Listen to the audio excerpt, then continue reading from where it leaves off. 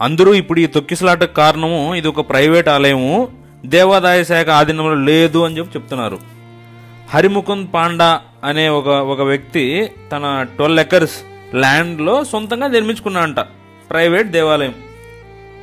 అది రీజన్గా చెప్తున్నారు.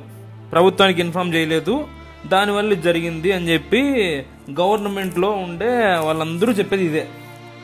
నాకు అర్థం కాని విషయం ఏంటంటే, ఒక పలానా చోటుకు ఒక 20,000 మంది పోతానంటే లోకల్ పోలీస్ స్టేషన్ తెలియకనే ఉంటుందా? సరే, లోకల్ పోలీస్ స్టేషన్ తెలియలేదు, అసలు అంత పెద్దగా నువ్వు చేస్తున్నావు ఏదన్నా అంటే ఏర్పాట్లు చేసుకోకపోవడం అనేది ఏంటి? మూర్ఖత్వం కదా. మన ఊర్లో గణేష్ మండపం పెడితే మనకు పర్మిషన్ ఇవ్వమని చెప్తారు, ఇటువంటి వాటికి రూల్స్ లేవా?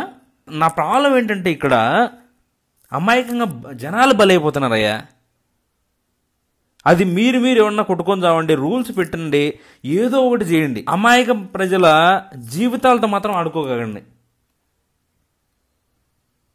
ఇప్పుడు ఏం చేస్తారు? మహా అయితే వాడిని అరెస్ట్ చేస్తారు, అడిగి అయిపోయి.